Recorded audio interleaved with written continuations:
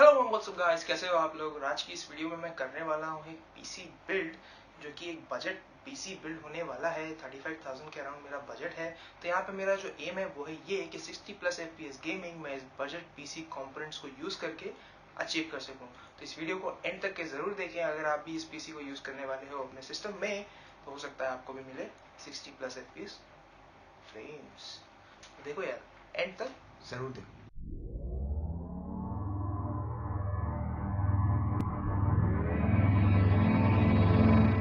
सीधे चलता हूँ मैं यहाँ पे प्रोसेसर की तरफ। प्रोसेसर में यूज कर रहा हूँ राइजन का newly launch 3200G 4 core 4 thread का बढ़िया क्लॉक स्पीड पे प्रोसेसर है। 8-9 हज़ार की रेंज में मिल जाता है आपको।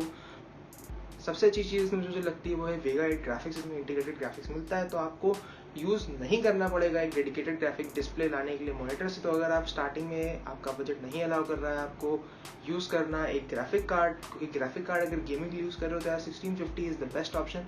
एंट्री लेवल में अगर आप उसको यूज करो तो अच्छे खासे FPS आपको मिल जाते हैं। उससे नीचे के 1030 हो गए, 710 हो गया, वो सब गेमिंग के लिए मेरे हिसाब से ग्राफिक कार्ड नहीं सही है। पैसे खराब करने की जरूरत नहीं है उसमें।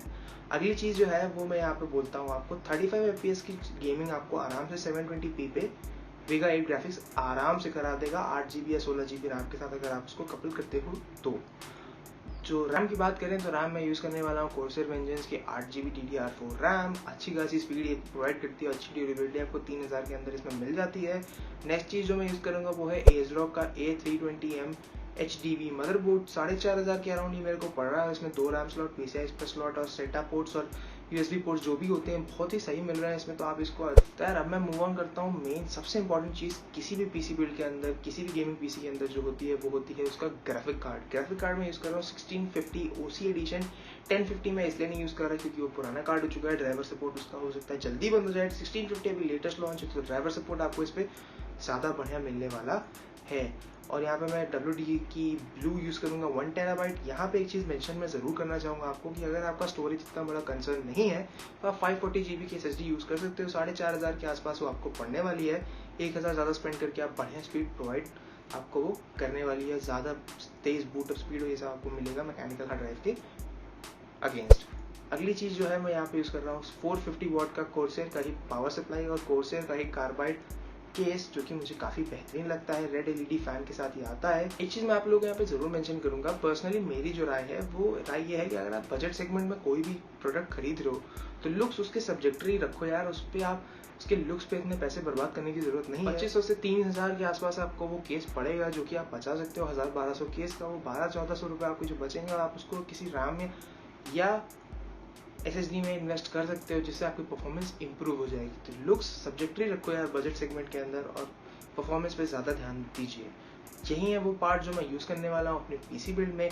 कीबोर्ड में मैं कहूँगा आप रेड गियर का मानता सीरीज का जो आता है 1650 के आसपास का वो पड़ता है आपको। गेमिंग माउस और गेमिंग कीबोर्ड RGB लाइटिंग के साथ लेस होता है, तो आप लोगों के वो भी शौक पूरे हो जाएंगे। आप उसको खरीद सकते हो। मैं पर्सनली भी उसी को यूज़ करता हूँ, कोई ऐसा मुझे इशू नहीं आ रहा। मैं पीसी करने वाला हूँ बिल्ड। मेरा एम यही है कि 60 FPS गेमिंग 1080p पे ये मुझे प्रोवाइड कर देगा। Quad core processor gaming titles के एडिकेट होते हैं क्योंकि हर गेम ऑल 4 कोर्स नहीं यूज करता है। तो सिंगल कोर परफॉर्मेंस में भी अगर आपका गेम चल रहा है तो काफी बढ़िया परफॉर्मेंस मिलने वाली है आप लोगों को यहाँ पे। इसी के साथ परफॉर्मेंस जैसे बढ़िया मिलने वाली है इस पीसी को यूज करके, वैसे ही मेरी वीडियो को भी यार प्लीज लाइक दबा दो, सब्सक्राइब कर लो अगर आप नए व्यूअर हो यहाँ पे, और शेयर करते रहिएगा।